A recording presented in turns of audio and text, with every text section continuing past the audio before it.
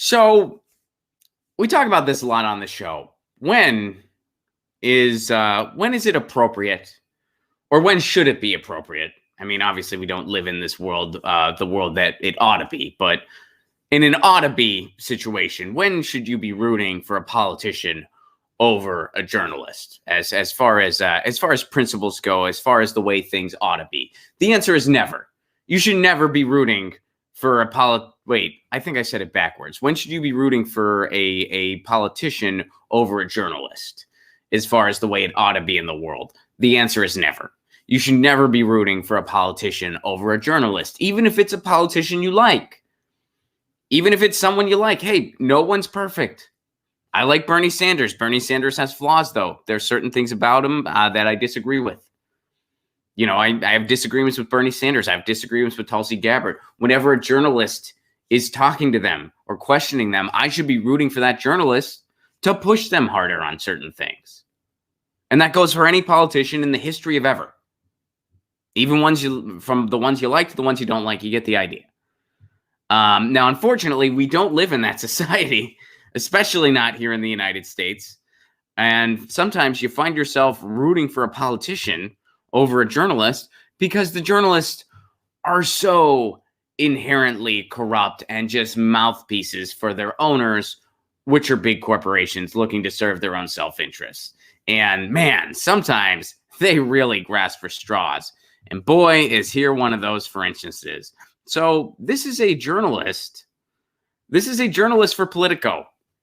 And here's what they had to say about a Bernie rally that happened in Richmond. That was well attended, by the way. Traffic to leave Bernie Sanders rally has been in a complete cold stop for half an hour in Richmond. Not a good look for the city of Richmond, or Bernie Sanders, for that matter.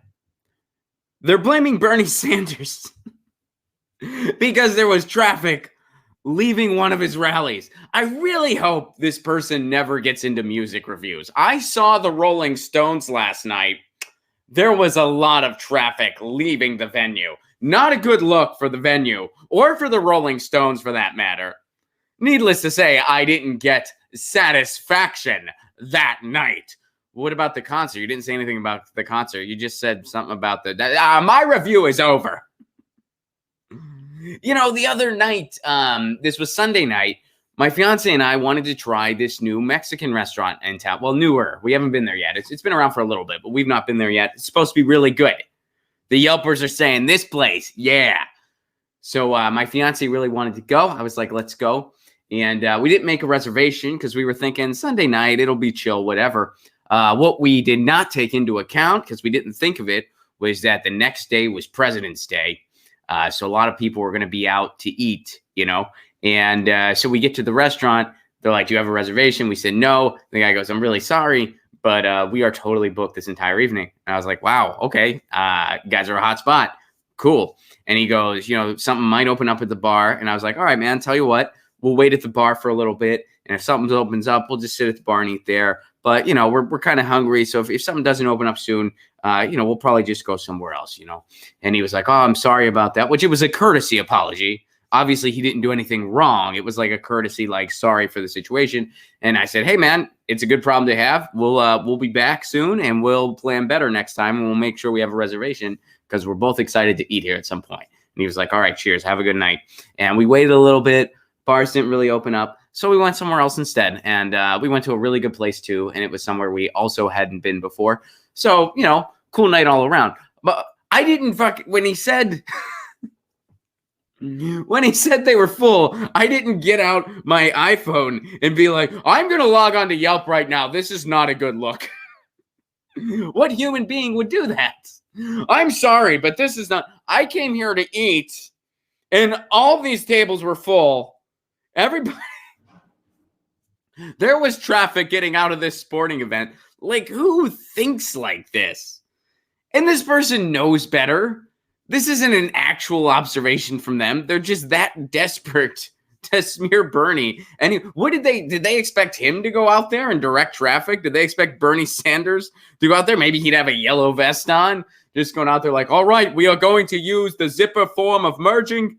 That is the best way to merge to mitigate traffic problems. I have this manual stoplight with me. When the light is on green, that means you go. Speaking of green, I also am campaigning on a Green New Deal.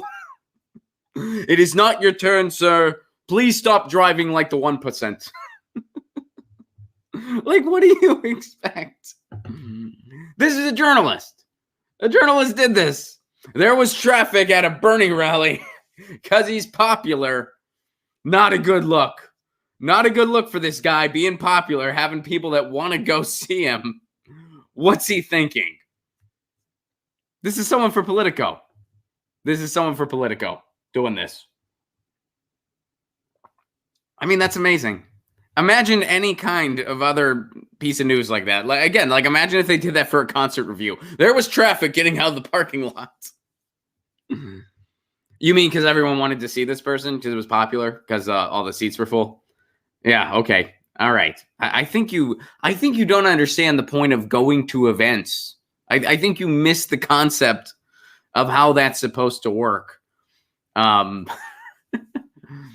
There's a comedian who has a joke about that. I think it's Nate Bargatze, and I don't want to recite the joke, but it's a very funny joke. And the idea that like he talks about how people leave an event early, and he doesn't understand that. He's like, why do you? I think it's Nate Bargatze. It might not be. It might be somebody else. And I'm not trying to but it's a really funny joke of how it's like you remember the event. You're not like, oh man, I remember all that traffic we beat. But anyway, so yeah. All right. There we go. Missing the point of going to an event over at Politico. All in a desperate attempt to smear Bernie once again. Get your news on with Ron. Don't you want to know what's going on? We're getting our news on today.